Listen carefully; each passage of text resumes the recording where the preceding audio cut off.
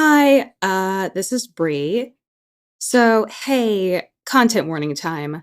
This episode features instances and discussions regarding the topic of sexual assault. We tend to lean towards the lighter side when it comes to our humor, but this isn't really a laughing matter. If you are sensitive to such topics, I would advise skipping ahead from about the 36-minute mark to about the 45-minute mark. We do also give a warning within the episode. Unlike the film, we do take the subject of sexual assault very seriously. And if you are or know a victim of sexual assault and need someone to talk to, there's organizations like RAIN, which runs the National Sex Assault Hotline, which you can reach out to. The National Sexual Assault Hotline phone number is 1-800-656-4673, or you can go to rainn.org. And now, on to today's Trash Fire. Do you ever wonder why certain movies are simply a disaster? Are they truly garbage? Or perhaps they are misunderstood? Welcome to the main course of cinematic catastrophe that is Le Crap, with your gourmet, Chef Bri and Chef Gio.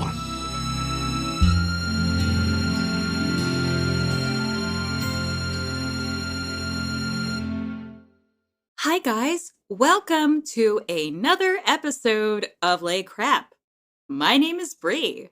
And my name is Gio. And boy, you know what? I just want to preface this. I'm a big lover of musical theater. I know, a gay person that likes musical theater. What a shocker. I don't know how you are just going to recover from that revelation. It's just totally mind-blowing. I mean, I'm stunned. I don't know how I'm going to be able to continue with this. I know, but this is a burden that we both must share. So we kind of sort of did like a musical episode of the Lizzie McGuire movie, but we thought it was about time that we cover a proper musical movie. So when figuring out a musical, sure, there's the obvious choices like Cats, 2019, Showgirls, or, even something like Xanadu. So anyway, for this podcast, we search for the hidden treasures, the unconventional choices, if you will. So before I go to like a personal story, I feel like we should actually talk about the movie that we're gonna watch tonight. Oh yes, this delightful dish that we're about to take a bite out of. 1980s The Apple, a movie that many cite as one of the worst musicals ever made, if not the worst. Now, just to put it into proper context, the plot of this movie is it's a sci-fi musical in the far-off future of 1994. Which is always a great sign. Here's the thing, too. You think for, these movies, in the future, it would be, 20 or, 25, 30 years in the future, whatever. But it's, 14 years. And I'm like, wow, that is very oddly specific. Yep. And this movie contains an evil record label and biblical allegories, i.e. the apple. But let's dive into the backstory of this movie because holy moly. Yeah, you were saying you had 3 pages of notes, which kind of scares me. Yeah, so just to put this into perspective, I take notes on every movie that we do beforehand. The majority of the movies we've done so far, I've had about 2 pages of notes. This movie has 3.5. Oh my god. And it's all on the production. Because the production of this movie might actually be just as if not even more insane than the movie itself. So, who are the masterminds behind this movie? Well, this movie was the brainchild of Israeli rock producer Kobe Recht, who developed the story alongside his wife Iris over the course of 6 weeks while in Paris. He based the movie on his experiences working under a French producer by the name of Eddie Barclay. who he described as quote unquote looking like a villain. And apparently the antagonist of this movie was based on Barkley. Now, knowing what I know about this movie and its tone, you probably won't be shocked to hear that this original draft was very, very different. It wasn't goofy, it wasn't over the top, it was described as very serious, and Recht himself described the plot as 1984 but with music. So they were originally trying to make this into a stage play in Hebrew, but realized that that was way too expensive. Enter the mad scientist behind this whole thing, Menahem Golan, who is largely responsible for pretty much all of the things that we are about to see. Now, you see, Golan was an experienced filmmaker who Recht had known for a long, long time. When Recht was 9, he worked in an Israeli children's theater where Golan was working on projects. So, after a few discussions, after a few script readings, Golan agreed to make and produce a Hollywood movie, which, sounded to Recht and his wife like, hey, great, we were originally going to just make this like a little stage play, but now it's going to be a full Hollywood movie. Who wouldn't agree to that? I mean, that's like a dream come true. And then I was actually reading this budget, like, apparently this had like a budget of like $10 million. I don't know how accurate that is because like Google's kind of like nonsense right now, but $10 million, especially during like that era, even though it's still the era of like, the blockbuster starting to form, like $10 million is still like insane. Oh, yeah. And we're going to see if that cost is reflected in the actual product. But anywho, so Golan agrees to do the project. Recht and his wife are obviously thrilled about it. But then comes what every creator fears, the rewrites. Dun dun dun. Golan rewrote the shit out of the script and the songs to the point where it was totally different from what Recht had come up with originally. Gone was the 1984 with music tone. It was replaced with something much goofier and more comedic. Oh, this is already looking dicey. Almost as dicey as that one time I kind of accidentally got super duper drunk and I saw Frozen on Broadway like high out of my mind, which honestly this conversation's like kind of relevant to it because this is about like adaptational choices and changes from like script to screen, right? So I'm not going to go over all of the, let's just call them interesting adaptational choices for Frozen the musical. But let me just say, if there was a show that I accidentally had a little bit too strong wine than what I was anticipating, boy, that was a show. So, in Frozen, how they have like the little rock troll things, right? Yeah. Okay, yeah, they're basically rocks with faces. They look like troll dolls. In the Broadway show, they're replaced with, I think they're called the spirits of the forest. So basically, that means like pretty much like all the actors were wearing, chaps. The guys had no shirts, and like the women were basically wearing like lingerie. Like it wasn't like, it's still like Disney, but just to kind of give you like a mental image of what's happening. So then, we have like all this like mysticism and they added like a bunch of bullshit that didn't exist in the movie. So already, I'm like, okay. And then, and I kind of feel like a similar comparison is going to happen in this movie based off the trailer that I saw. But okay, so in the start of Act 2 of Frozen the Musical, there's like a song, I believe it's called like Heigi, which is basically like Norwegian or like Swedish or whatever for like comfort. And it has like Oaken, the sauna guy, who is quote unquote a gay Disney character. Like he has like a husband or whatever, but that's beside the point.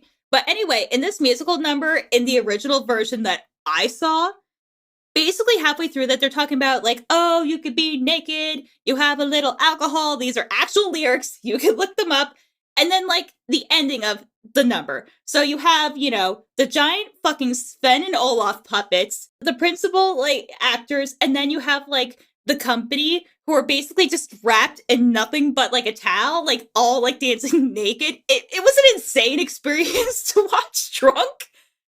But I kind of feel like when you were saying about the adaptational like changes from the original vision of basically the evils of the music industry and having like a 1984 like brother is watching vibe, I just kind of feel like that's relevant into you have something intended one way because this was kind of like the reverse situation, right? Where you have something that was originally intended for stage readapted into a movie. So I'm kind of curious, what it's like to kind of see like the reverse situation of that. Yeah. So let's just keep going with the production of this thing because oh boy. So after all those rewrites, auditions began, and apparently these auditions were like really, really popular. Like people coming from all over the world to audition. I mean, 200 people alone auditioned for like background dancer roles. One such aspiring dancer was a performing arts student by the name of Catherine Mary Stewart. Recht took one look at her and thought, oh boy, there's our leading lady, and promptly cast her as the lead. She had gone there for like a minor background role and she ended up as the lead. Now, here's the kicker to all this. This is a musical, yes? What is the thing that your musical is going to sink or swim by, right? The singing. Recht told Golan that Stewart was a great singer. Stewart was not, in fact, a great singer. And mind you, that autotune isn't going to exist for like another quarter century. Nope. Now, keep this in mind because this is not the first or the last time that Golan and Recht won't be seeing eye to eye. So, as you previously alluded to, filming begins in West Berlin, and right off the bat, Golan and Recht are butting heads.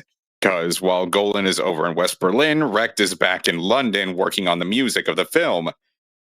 And Golan is constantly badgering him to just go out to West Berlin. Now, oh boy. So, one scene that did not make it into this movie because it was apparently so terrible. Now, just think about this for a second. This movie is known by some as one of the worst musicals ever made. This scene I'm about to talk about was apparently so horrible it did not make the final cut. Just let that sink in for a moment. Because this scene apparently involved live animals and fake dinosaurs. Apparently the fake dinosaurs just kept falling apart while they had a real live tiger on set that ran away. What? I yeah. Are you like serious like that? Yes. Oh my god. Oh my god. Now I'm like the Frozen story. I was just saying this mostly like off camera, and then I figured like, okay, if we're talking about like interesting like adaptational choices, but oh my god, I didn't realize the comparison would be that apropos. Yeah, shit was going absolutely crazy on this. And now we get to Dov Honig, an editor who had worked with Golan more than a few times before. Recht liked Honig. He called him his spiritual partner. So, if what I have described to you thus far is accurate, the fact that he gets along with Recht probably means that he does not get along with Golan. And get along with Golan, he does not. Apparently, in all their past projects, they had gotten into screaming matches. And on this movie in particular, they nearly got into a fist fight. Oh my god, this is so messy. And here's the breaking point of all this. The breaking point of all this was when Honig suggested that a shot was out of focus. Golan responded to this by firing him on the spot. Oh, it's one of these movies, isn't it? Yeah, so it was this coupled with distaste for the film's ending and how it was going that led Recht and his wife to just go back to Israel and say, fuck it, we're done with this. Oh my god, like this drama is so juicy. Oh, we're not done. I thought the drama in like Sharktopus, the Chinese one, was good, but oh my god, this is like the mess that I live for. Like this is some Real Housewives shit. Oh, but we ain't done.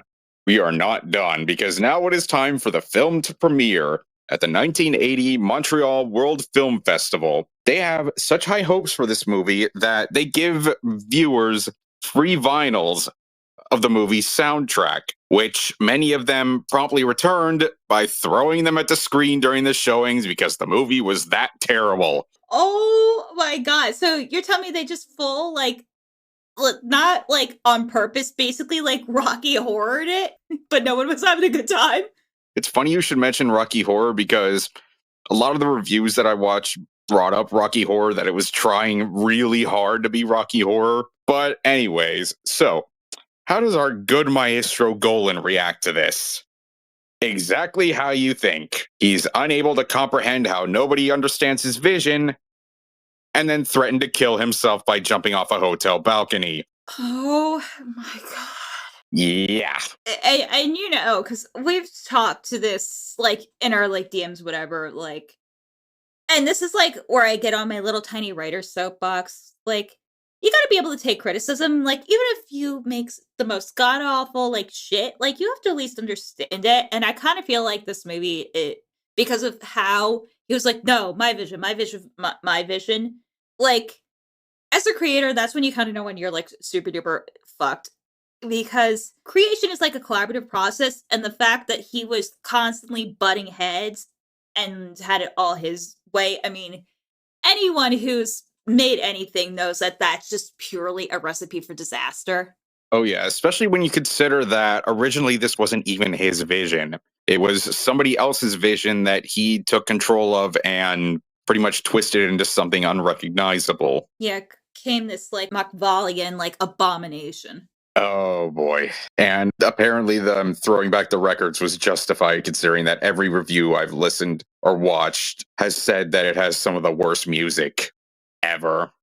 Which, considering the fact that your lead apparently couldn't sing, so they actually had to get like an actual singer to dub over her. Yeah. This Oh, one might be boy. painful.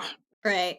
I just need to kind of go into like my avatar state. So I've been like prepping for this all day. Like, you said that basically I was acting like I was trying to like ascend to the like astral plane or some shit. And this is one of the few times I just saw a trailer for something and I just immediately knew, okay, this is destiny. We're meant to be together. This is like such a hot mess. Like, this is like watching a car crash in slow motion, and then said car crash derails a train, which, hits like a gas line that blows up the small town. Just an absolute horrific human tragedy. But you can't look away. Yeah, the more I was reading into this, the more I was thinking, this is a Brie movie. I know. Like, if there was a Brie movie, this would be a Brie movie. I'm just waiting for my sanity to slowly, like, unfurl.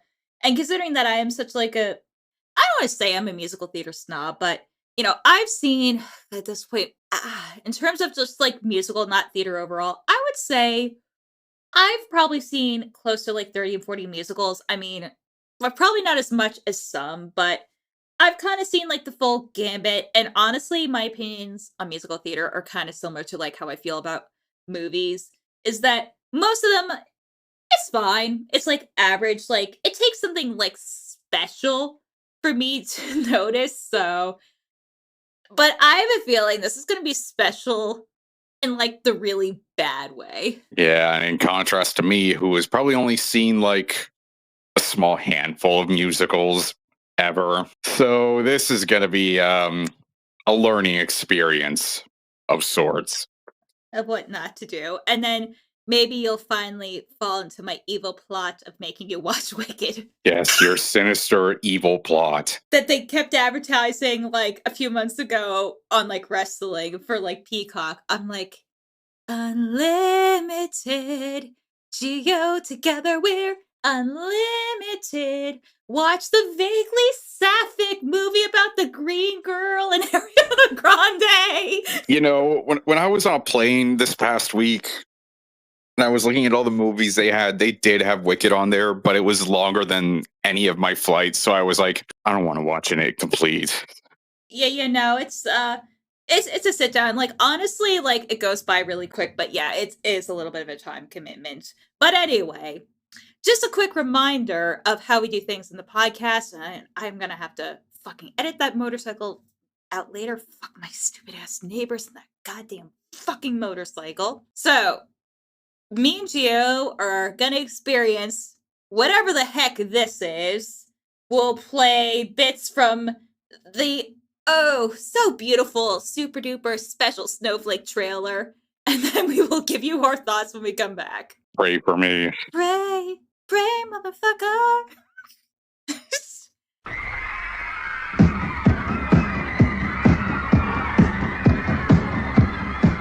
In 1994, the world is controlled by one power.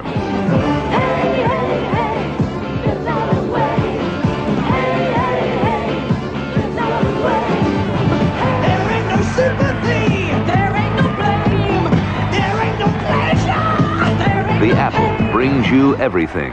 What about happiness? child of love. Show me, tell me, I stand alone. I stand alone. Cry for me. The Apple is the temptation. The Apple is the experience. Take the apple! Whoa! Praise the apple! The Apple is the forbidden fruit. Come and take me and shape me and mold me and make me and fill me up with your fire. Come do anything to me your little heart desires. The Apple takes your soul. I can feel the earth start quaking when America starts shaking. Pumping power by the hour. Speed. Now, a special experience in movie-going entertainment. The Apple.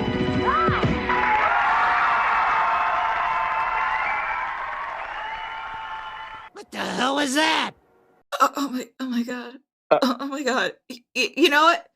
I am like, I don't smoke, but I am like this close to just driving up to my local Wawa and getting like a pack of Marlboros because I just feel like I need a cigarette after this. This was a lot. I don't have the words. My brain is turned to jelly. I have no. This feels like a bad acid trip. Like, I wish I was on acid because I feel like it would have been more coherent than this movie. Like, what the fuck was going on? Like, I know we've said this about a few movies already, but this feels like the epitome of things just happen. Yeah, things just happen with Sparkles and Lycra. I don't even know. I feel like a plot synopsis wouldn't do this justice because No. I could not even fathom what was going on at any point. Well, I mean, I feel like you could definitely tell midway through production or post production or whatever that the editor was fired because this is, I mean, I've seen messes, but this is one of the most incoherent fucking messes I have ever watched. Oh my god. Just everything about this just felt wrong. Oh, and there's some stuff that, like, we'll go into later that was actually wrong, like, legit, kind of made both of us upset, but we'll get to that later. Well, I think we should probably start with, what the crux is of a musical, and that is the songs. Oh my god. These songs were all fucking garbage. They were atrocious. Like, the people who threw those records at the premiere, I have one thing to say to them. You're failures. You should have thrown those fuckers harder. I mean, Jesus Christ. Like, most of these songs were just the same words repeated over and over and over and over again. And not in like a fun club anthem way, like it's a Charlie XCS or like Europop or whatever. Just annoying, irritating. And like, this is where I'm gonna have my, bitchy musical theater thing. The idea of like the music in a musical book is that it's supposed to give like plot information, it's supposed to drive the story forward. This is just an excuse to have like these really, this is in my opinion, super over choreographed dance numbers that don't add anything to it. It is literally like watching air. Oh yeah, the songs just come out of nowhere half the time. And it's like about the most inane shit. I mean, just the lip sync, non-existent. There are moments during these songs where you could hear the echo in the building that they're in. Yeah, and it's not like our movie was out of sync. We actually had to switch sources and switch to like Tubi. Because when the characters talk, for the most part, they're in sync. The music, nah. And like, I'm not even just talking about the fact that our lead actress isn't actually the one singing her songs.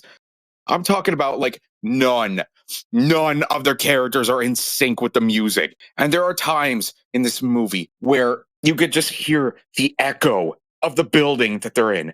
And it is so obvious that there was no post-production work done.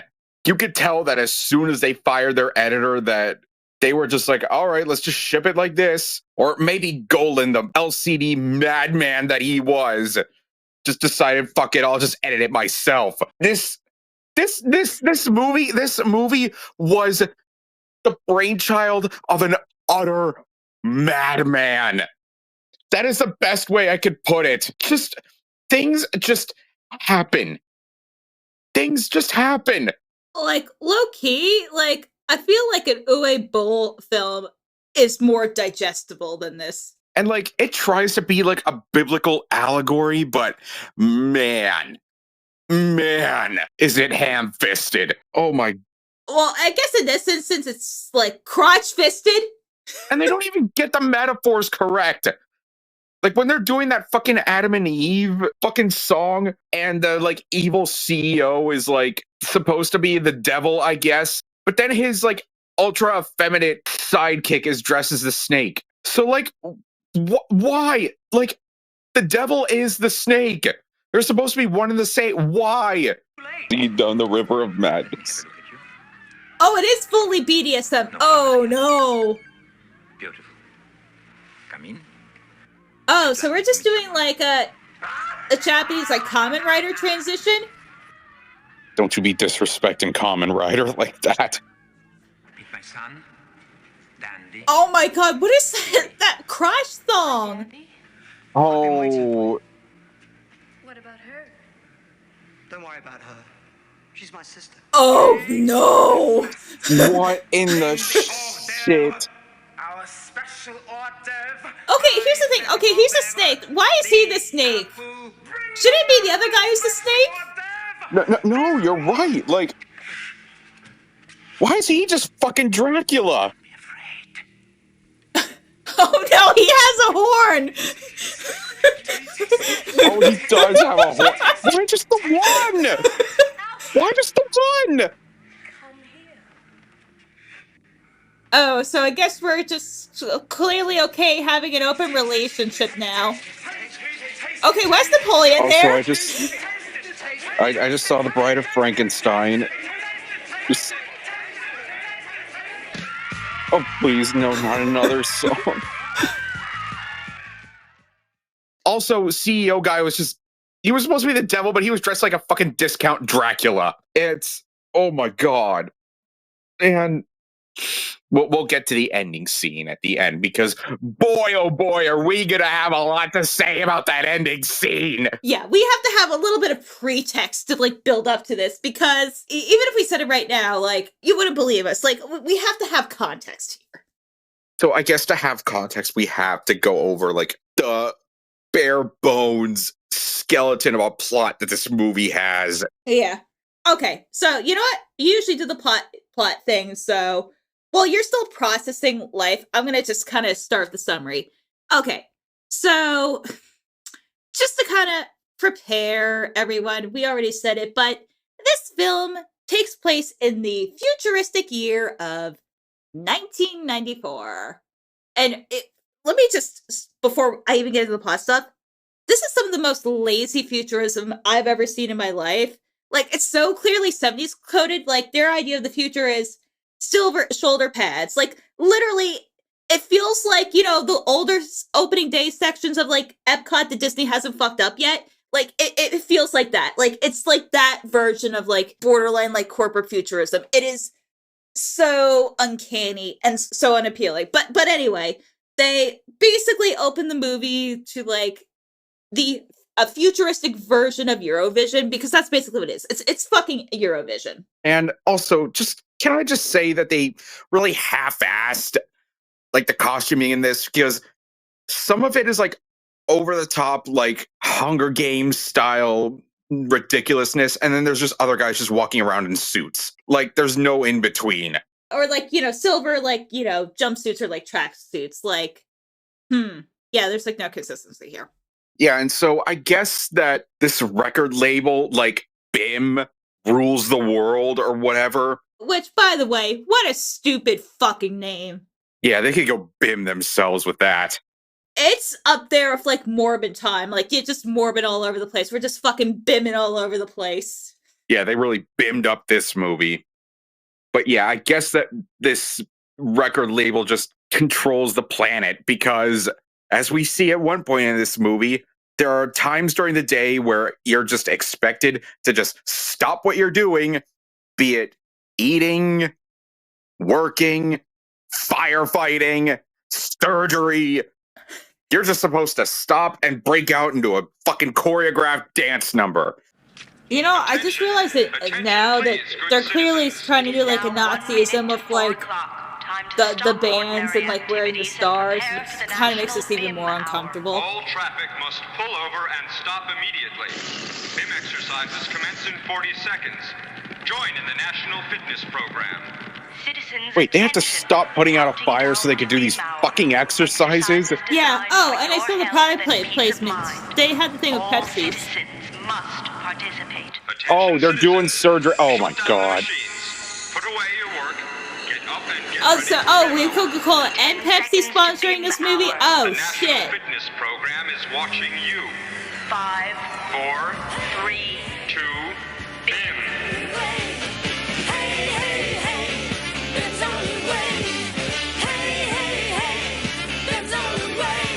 Oh my god.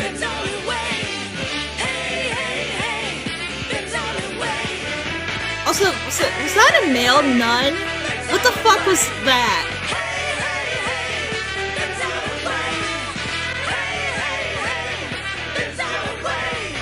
Oh my god, it's just the same 7 words over and over again. Meanwhile, there's probably children dying in that building. Oh, and now even the evil stormtroopers are doing it. Gonna do a little sachet. Oh my god, stop! This is fucking torture! You know what? This is just, oh my god! The people who got those records, they should have thrown them a little bit harder. Clearly, they didn't throw them hard enough. I hope not a single copy of those fucking records exists anymore. And the epitome of stupidity, oh my god, the epitome of stupidity of how this world works is that the evil villain's assistant, one of his assistant, comes up with an idea of everybody to wear a BIM mark. And what the BIM mark is a fucking dollar store coloring book sticker that everybody wears. It's one of those stupid, like, prismatic stickers. You know, the kind of shitty sticker that you got as a kid where it looks cool, and then you kind of see, like, oh, this is kind of shit. And, like, there's nothing even creative about it. It's just a silver triangle. And everybody just wears them on their foreheads or their cheeks or whatever. And it's the fucking laziest, god-awful, stupid thing. And bear in mind, again, this movie allegedly cost $10 million to make. like, I guess. Oh my god. And Can I just say the thing first before you go to the thing? I'm just because I feel like all right. I just need to address a sec. Also, the director's Jewish. For context, I'm a little Jewish girly. I celebrate Christmas too. I have my pagan Jewish rituals. Whatever. I guess the bin mark was supposed to be almost kind of like this, star that they would wear in like Nazi Germany. Like, I kind of feel like that was the intent. But boy, oh boy, they like mishandled it so horrifically. yeah, it ain't the only thing they mishandle horrifically. All right, so basically, our story centers on Bibi and Alfie, our Adam and Eve analogs. Bibi gets signed to the record label. Alfie doesn't want to do it because Alfie is our good, rebellious artiste. Like, He's a white guy and an acoustic guitar, to quote One Dot in the Shadows. yeah, basically, yeah, he's the rebel. He doesn't want to sign to the evil record label, and he doesn't want to sign to the evil record label because there was like a 10-minute musical sequence of him just freaking the fuck out where he's just imagining like them like being Adam and Eve, and then like the Oh yeah, we have like the BDSM furries, and then I was saying this. There's a lot of skeletons there, which, considering when this movie was made, those are probably real cadavers. Just to kind of put that out there. Oh, but that's not even the worst part. oh yeah, when they have this musical number, like the main guy is like saying all this really sketchy shit, like you'll be demonized, you'll be paralyzed, You'll be victimized. And oh, that's not even the worst. That is not even close to the worst song in terms of sketchiness. Oh, but also in that musical number, you have people that's like, with like no trigger warning, whatever. People like hanging, like just straight up like lynched. And then they start dancing at one point. But yeah, so Alfie decides that he wants to be a good boy and doesn't want to go along with the evil corporate record label shit. So he moves back into his flat or wherever the fuck this was supposed to be. And Bibi goes on her tour. He finds her. They have this, oh God, awful, like, I love you song. I stand by you. So he goes to find her, and then here is where this movie went from hilariously bad to just horrific. Yeah. Okay, so I feel like we should do like a little bit of a content warning. The kind of just skip ahead of maybe like the next 5 minutes or so. If you're uncomfortable talking about sexual assault. Oh, yes. Because this movie goes to a place that is absolutely despicable. So Alfie goes to this party to try to find Bibi. He runs into the evil boss's sidekick and I guess his girlfriend, or I don't even know what her fucking role in. Like her sister, like she's the singer in the beginning of the movie, but I guess she's like kind of like the has-been since Bibi's the star now. Yeah, so Alfie's just like, all right, where's Bibi? And the girl is like, well, I could take you to her. Just have my special drink. And if alarm bells aren't going off in your head already, I don't know what's wrong with you. So the long and the short of it is, she roofies him. And in this long, drawn out, god awful song, she more or less rapes him. And here's like the thing. I hate it legitimately that male sexual assault's like normalized. Like, don't get me wrong, statistically women, and especially like trans people, are statistically, assaulted at a higher rate. But I cannot stand the fetishization of rape because it's meant to be like, oh, look how hot look how sexy this is. Like, no, this isn't hot. This isn't sexy. She drugs him, and you can tell that he's drugged because they do like this weird, like disorienting, like kaleidoscope effect. So he's like not in his right mind, and she takes advantage of him. And it's clear from like all like the hip thrusting and like, you know, the very close cut male thongs or whatever that clearly they meant for this to be like, oh, look at this hot love. We're just so hot and sexy. And she fucking rapes him. Like there's no other thing to call it. She fucking rapes him. And that's not even going to the fucking song itself is god awful. It's another one of those where it's just the same words over and over and over again. And it's not subtle at all. She's just like, I'm coming. I'm coming. Fill me up with for your heat or you. whatever. Oh, I'm coming. And she just repeats it over and over and over again as she forces herself onto him. And it is absolutely despicable. There's no other way to put it. It's just because one of the movies that we also talked about watching, and maybe we'll address it at one point, is Clan of the Cave Bear. And like, just a little side tangent, that was probably like the first R-rated movie that I saw, and my mom was cool with me watching it. But there is a number of like topless, and like one of the big things that happens in Clan of the Cave Bear is that the main character Ayla, who's played by Daryl Hannah, is sexually assaulted. Like that's just it's a thing that happens. But even then, like it's treated as serious. Like it's bad. Like it like because Clan of the Cave Bear, you know, it's like ancient times, but it's still treated like, hey, this is like not okay. But they fetishize this. And honestly, like this is one of the few times I have been like openly disgusted.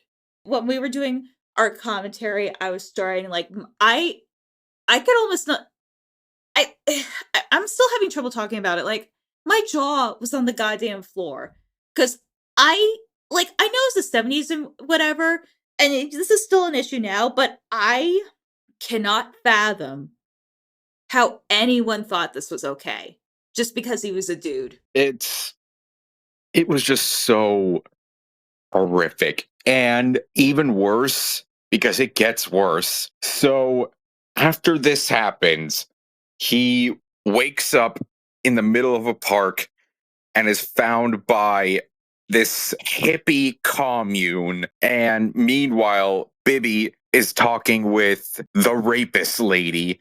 And all of a sudden, she has had a change of heart. She is like, oh, Bibby, Alfie was here. He still loves you. Go to him. It's like, you just got done sexually assaulting him. And now you're just like, oh, Bibby, you have to go to him for he still loves you. It's like, what in the fuck? Yeah, like she's all of a sudden gonna be the stereotypical, you know, black best friend. And like, we don't even like touch on the rape at all. Like the movie doesn't even like cover it. Like we're just supposed to be like, oh, you know, they had a moment like somehow that it was his fault. Fuck off. Just straight up fuck off. That is disgusting. Fuck you.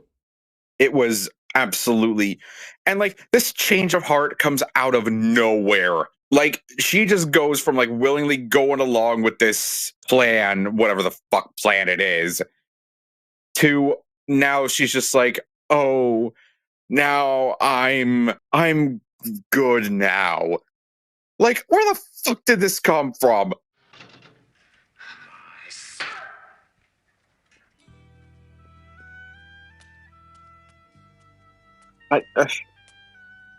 There is such a disconnect here. Some things happen to me. Oh my god. Oh my god. So now the date rapist gets another number. Oh god. Lady, you're still a rapist. Like, we're supposed to sympathize with you? What the fuck? What elicited this? Like, what caused this? I am so The confused. fact that he uttered her name while you were raping him, and now all of a sudden you're like, oh, they love each other. Like, fuck off. This is not how normal people act. This is like normal human beings do not act like this. And she gets like slapped too, so we're supposed to sympathize with her. Like, mind you, between the sex assault song and like this, there's maybe at best like 5 or 6 minutes of like screen time in between. Yeah, it just comes out of nowhere. And oh, don't worry, it still gets worse. So Bibby leaves the evil record company and goes to find Alfie and finds him hiding in a cave under a bridge with the hippies. And this is where this movie goes off the fucking rails. Like, full off. And if it sounds like that we're just making shit up, we're dead serious. Like, this just happens. Like, it just goes from like 0 to fucking shit my pants crazy in like 2-3 seconds. Like, it is bonkers. So she finds him in the hippie commune, and then in the span of another uncreative, stupid, repetitive song, suddenly there's a time skip. Suddenly it jumps forward like, I don't know how many years where they've been living among... I think they say it's only a year.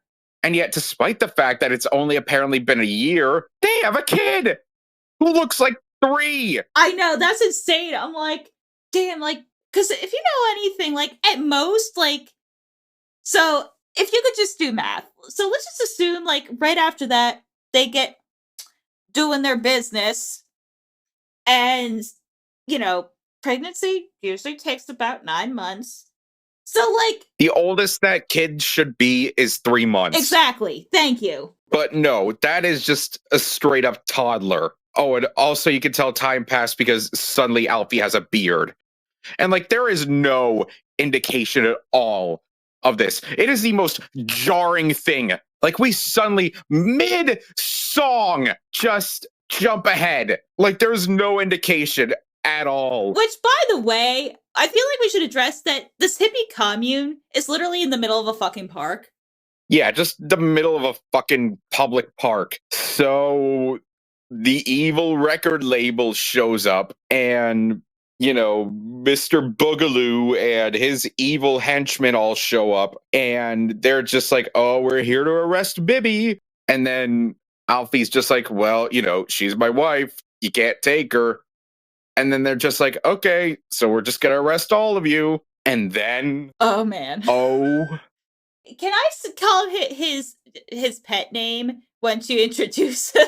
So they're taking the hippies away, and Bibby's like, oh, Alfie, what are we going to do? And then Alfie's just like, oh, don't worry. Mr. Tops is coming. And we're just both sitting there like, who the fuck is Mr. Tops? And what ensues is the most out of left field fucking nonsensical resolution to a plot that I have ever borne witness to. So, let me just preface this. I'm not calling him Mr. Tops. I'm calling him by his given name, Mo Jesus. And I'm going to call him by his other legal name, Doc Brown. Because what happens is, and let's just preface this again, we're not making this shit up. We wish we were. Just out of nowhere, a flying car comes in, and out walks fucking Willy Wonka, Doc Brown in a white suit, and he's just like, well, okay, I'm here to take everybody.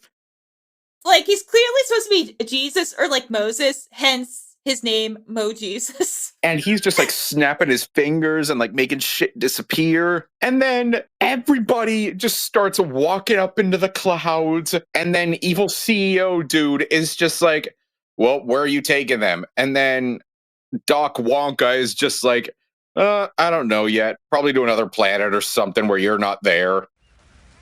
Like just suddenly they guy had a beard and they had a kid.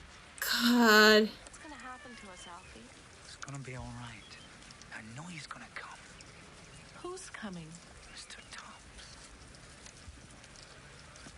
Who's Mr. Tops? Yes, exactly. Trust me.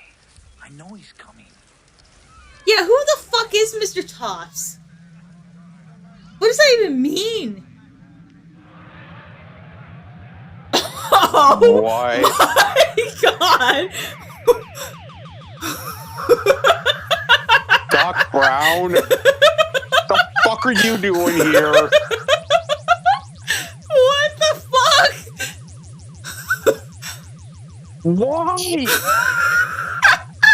What in the fuck is happening? What in the shit is happening? Oh my god, sparkle sound! Oh my god, he's supposed to be Jesus, isn't he? You can't. I can't move my legs. I'm paralyzed. Oh my god, he's Jesus. Alfie, bring your wife and child and come with me. I'm like crazy. He's supposed to be Jesus, right? Tops. What do you think you're doing? Like the blonde hair, like What is what? What? This is Jesus takes the wheel, literally. Oh my god! Oh my god! Jesus literally took the wheel! Oh my god! I am so fucking confused. Tops, wait a minute. Where do you think you're taking them? I don't know yet. I'm looking for a new place. A new planet? If I can find one free from your pollution. Okay, maybe he's Moses, but Jesus. Moses Jesus. Let's call him Mo Jesus. Can we call him Mo Jesus? You know that it's impossible.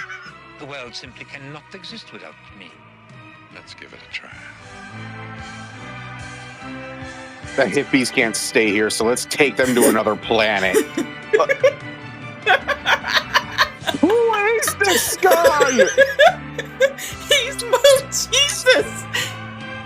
Mo Jesus is returning to his home planet. Thank fucking God it's over. Thank every fucking God out there it's over. Oh my God, Golan, you son of a bitch. Oh my god! That was so... Oh no. Let's see if there's a post-credit scene. And it's like, what? They literally just go... They literally go back to their home planet. The resolution of this movie is that this godlike being that we have not even been hinted to before the last 3 minutes of this movie just randomly shows up in his little ghost DeLorean and takes the hippies to another planet. And that's the movie! That's how it ends! Literally, and then we hear the stupid fucking Apple song again, and not the good Apple song. It's the apple! It's the apple! Ah, it's the apple, motherfuckers! Oh, but they go like to the astral plane. Like, I'm still, honest to God, like processing what the fuck? Because like there was like no warning, like it's like no prelude. Nothing about this makes any sense. It's like, who is Mr. Tops? How does Alfie know Mr. Tops? It sounds like Mr. Tops and the CEO dude know each other. How do they know each other?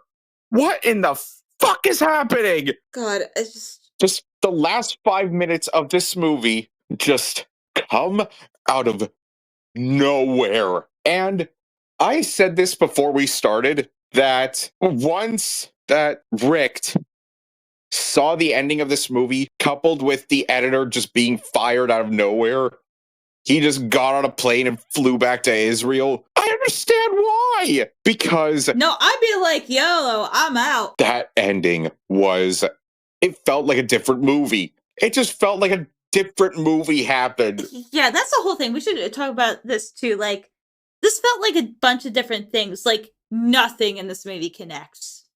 It, like, plot, it's literally like that one gif or, like, clip of, like, Mariah Carey talking about Jennifer Lopez and Mariah Carey going, I don't know her. This is literally, like, the movie equivalent of that. Yeah, it is amazing. We are like, what, 13 episodes in? And it is amazing how many times we can just say, things happen. But that's what this movie was. Things just happening with no context, no warning, just nothing. Yeah, and you know what? Speaking of the editor, let's touch on the editing, because I pointed this out while we watched. There's, like, several, like, glaring continuity errors. Like, right at the beginning, there's one thing where the crowd at, like, the I can't believe it's not Eurovision, like, clapping their hands and, like, cheering. And then all of a sudden, like, a minute and a half later, all of a sudden they have glow sticks. It's little things like that, like little continuity errors. I mean, it's not like a thing like that one scene in Jurassic Park where John Hammond accidentally uses, like, 2 different colored towels, like, in between takes, that unless you're a fucking nerd, you won't notice. But these are, like, glaring continuity errors. Yeah. And also early in the movie when they're having, like, the evil CEO is having his little villain song, which you can't even really call it a song because he's just sing-talking, which I fucking hate. Yeah, our favorite genre of music. Of course he's a very busy man. Oh my god. This is like every, like, the cliches. He's a very busy man. What the fuck? Okay, why is there some wizard and a clown here? Oh my god, what is going on? I'm guessing that's Golan over there. Oh god. Oh, please, not again. See, but get what I mean? Like, songs just happen. Like, there's no narrative reason. It's like, okay, we got to use, I'm assuming this is like an airport hangar. Like, this looks cool and futuristic. So, we're gonna do stuff here. Oh no. Like a monkey on a swing. Oh, he sings too. Oh, fuck. Clinging to the ropes of the fantasies and hopes we are dangling. Mr. Boogaloo. Oh my god, that's terrible, Sting. They didn't even try. Oh my god. You know what? I'm glad we're watching it cropped now, because the full shit stain of this vision doesn't need to be viewed. Dancing's out of sync, the singing is out of sync. Oh god. You know, I get why people are afraid of clowns.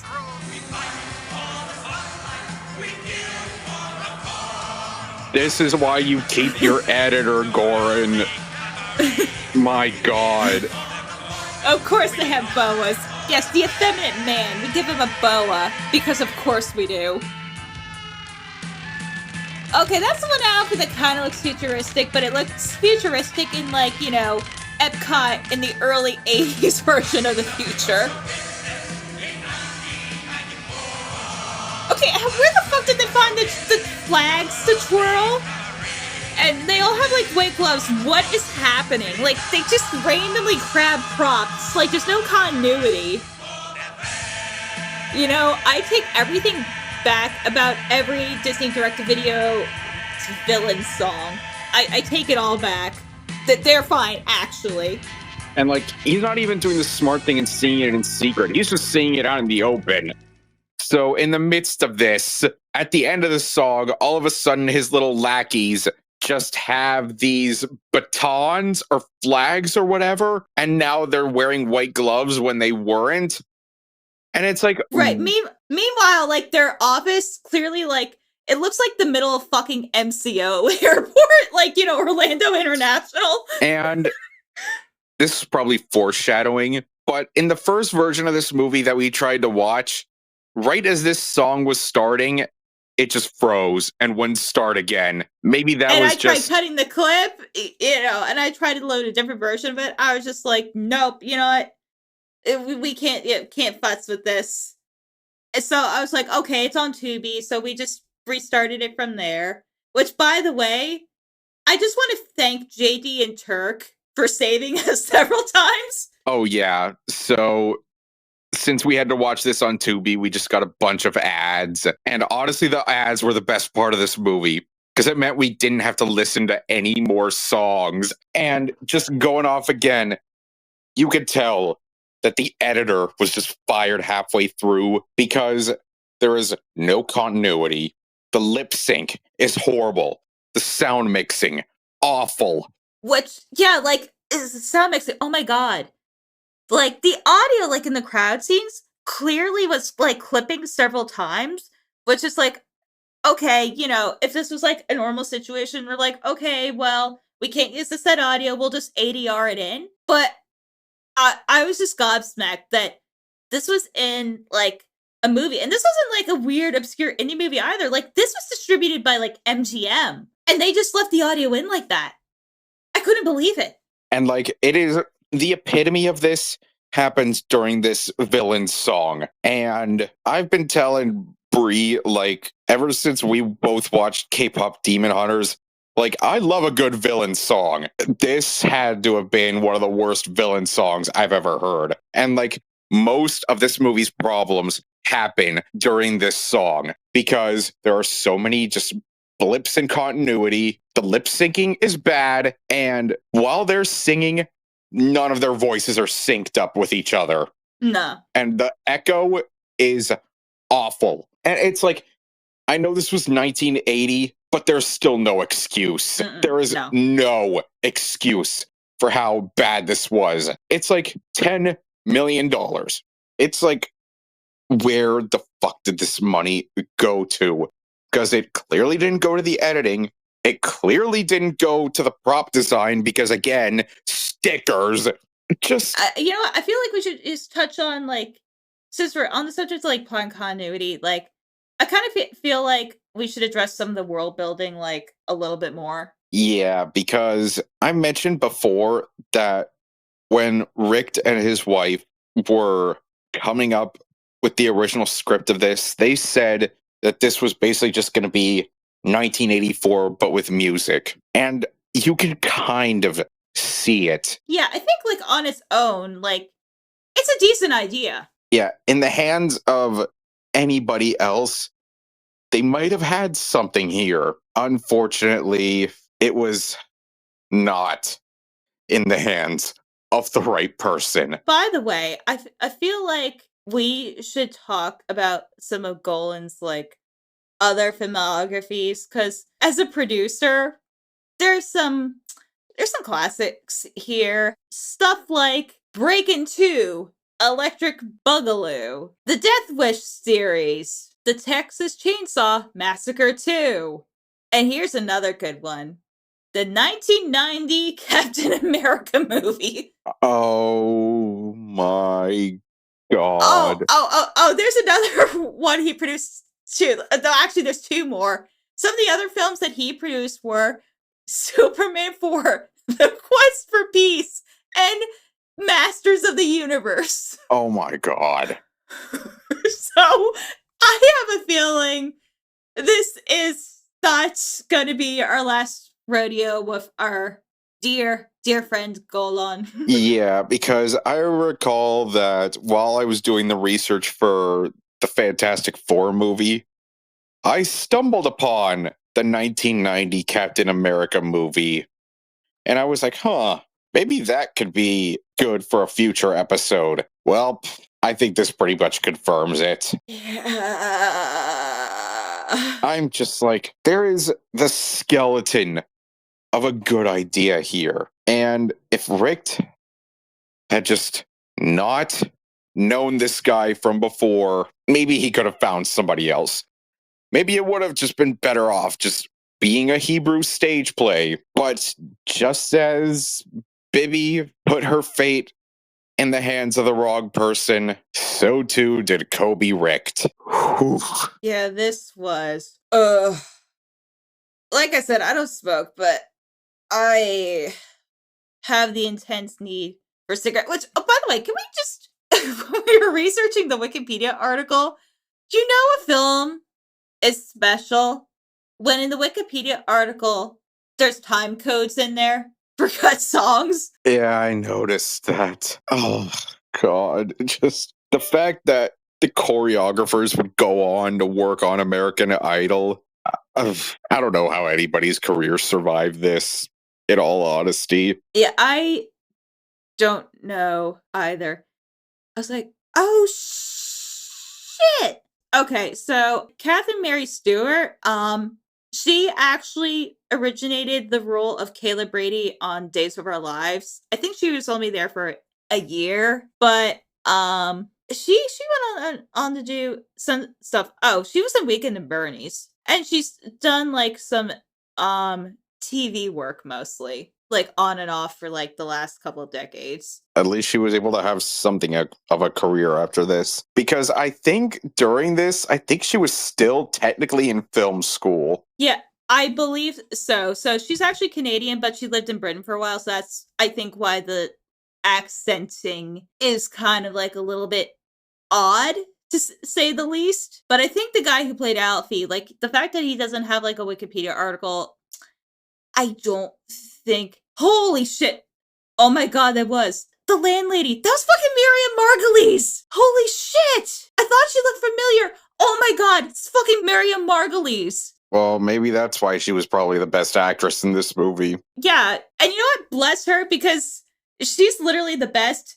She's literally told like adult Harry Potter fans that you having a Harry Potter wedding is fucking weird, and I love her. Wait a minute. Was she like the garden lady in the Harry Potter movie? Yes! Oh my God! I fucking love her. Like, have you seen like her interviews that she's given on like British TV? She's fucking incredible.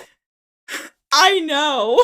Oh my God. I was like, at first when you said her name, I was like, it wasn't ringing any bells at first, but as soon as you said that she was telling adult Harry Potter fans to fuck off, I was like, wait, is that who I think it is? I just realized it now. I'm like, wow, she's such a booby. There's like something familiar with her. Was that one of her first film roles? This is the gift that keeps on giving. Let's see. Not her first. She actually had she started a film career in 1969, but she didn't really start going until like the mid 70s. Oh my God. Shit, motherfucker. Wow. Just wow. Like, I'm fucking speechless after that. I'm so glad I looked at the Wikipedia article again. Oh my fucking God. Because we're like, oh, no one had a career. Oh, yeah, the bubby landlady is fucking Miriam Margolyes. Jesus Christ. Jesus Christ. Oh, by the way, I just looked up. So our friend Alfie, this was his only credit. Well, I can't imagine why. But so he was a singer of a Scottish rock group, but he like left to do theater work. So I assume he probably has more of a theater career, but I don't he didn't do any other film from the looks of it. Again, can't imagine why. Yeah, I can't imagine. Like I'm still like, she was like so young. I'm still like dying at the Miriam like Margulies, like fucking Professor Sprout, disser of people that need to grow up, lesbian queen. At least your scenes were good. So, you know what? I'm sorry, Miriam, that like 45 years ago you're in this dog shit movie, but hey, it worked out for you. Yeah, at least you would go on to have a career just asking random people on British TV if their cock fell out. I still fucking love that soundbite. Wasn't aware of it at the time, so this awful look. That look. That two of them. doing that exact expression. You mean your cock fell out of your actually fell out? It did. It fell out, it dangled and rested on the edge. Oh, our Australian queen. You absolute unit of a queen. Oh my god. Oh god. Fucking A. Well, this took a direction I wasn't expecting. No. But you know what? That kind of feels perfect because that's literally what this whole movie was. Things going in a direction that we weren't expecting. Like, because we both went into it going like, okay, this is kind of going to be like bad, disco and like slightly worse version of Showgirls. And then it turned out to be Sky fucking Jesus. Like Alien Jesus. Like Zack Snyder. Like, you fucked up. If you want to do Alien Jesus, this is the way you do it, bro. Indeed. Indeed. Oh my god. I don't know. Are we broken from this? Like, did this actually break us? Like, I don't know how to feel. Like, I feel everything and nothing. You know what I feel like? You know when Aang enters the Avatar state at like the end of book 2 and he gets shot down by Azula? That's the feeling I am feeling right now. Is there an opposite of enlightenment? Because I feel like that's what we just went through. I think it's called meth. Or maybe speed. Who could say? Yeah.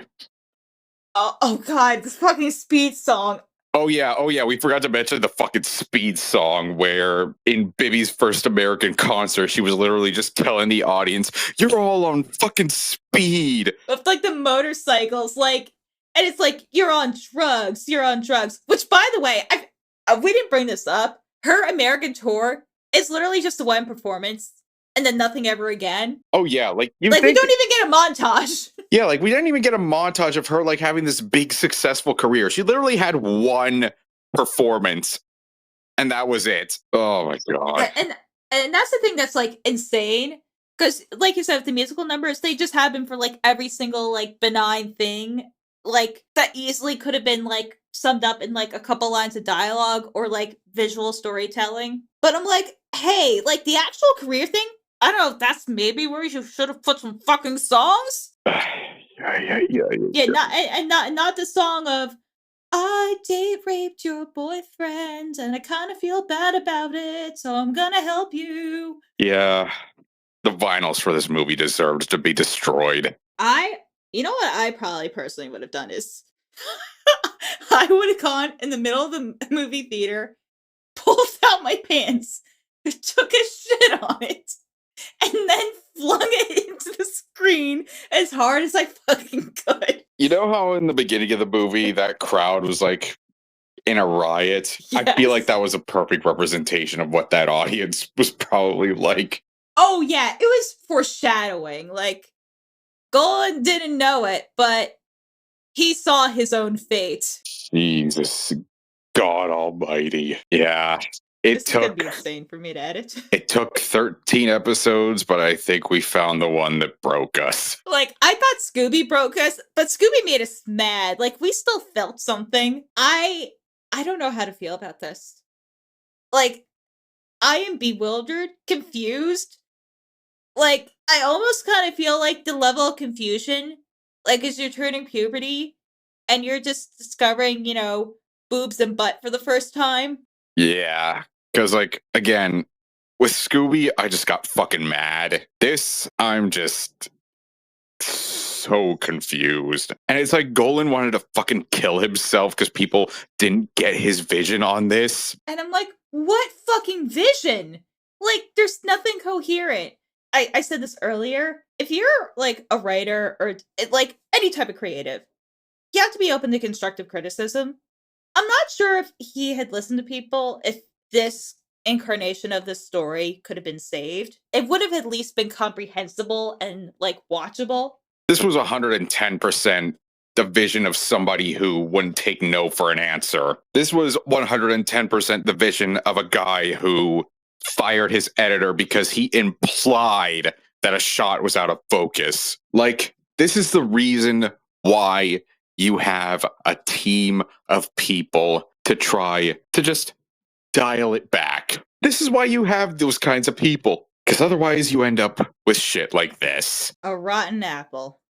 A truly disgusting, rotten, out of sync apple. All right, so yeah, this whole thing was rotten fucking dog shit. And you know what? Actually, I know the premise of our show is, mostly bad movies, but also our premise is hidden gems or, movies that might be misunderstood. I feel like we have a wide enough range between those phrases to, I don't know, I think we're allowed to have a palate cleanser. So I think next time we're going to select a movie that's maybe a little bit more unknown, but has the possibility of being good. We don't know that it's good, but, there might be like the distinct possibility that it happens. But wow, this was an experience to say the least.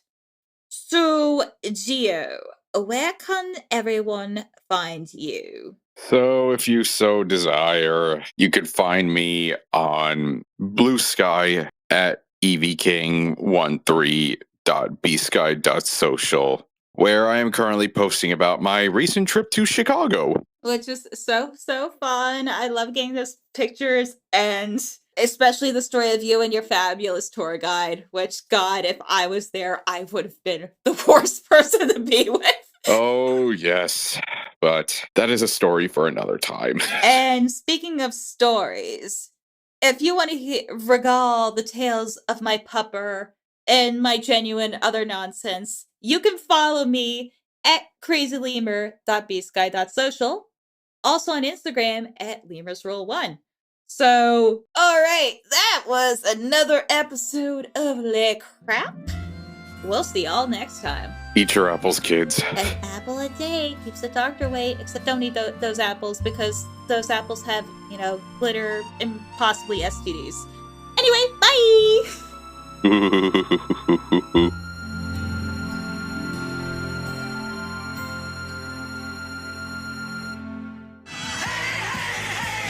Oh my God, I hate this already. Wait, you don't like Lycra?